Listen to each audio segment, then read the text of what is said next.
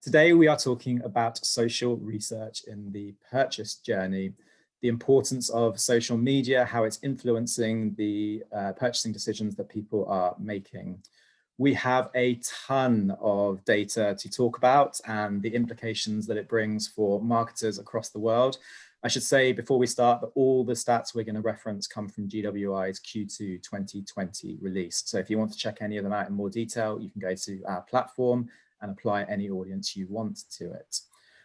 So we can't really talk about social research without giving you some context, some of the headline stats for social as we see them at the moment. So I'm going to throw a couple of stats your way. At the moment, 98% of internet users used a social network in the last month. Now, there's a wide range of names that feed into that. It does include, for example, properties like YouTube.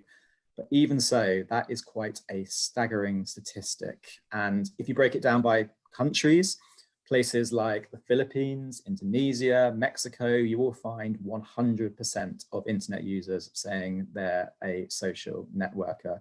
Simon, does that surprise you or is it expected?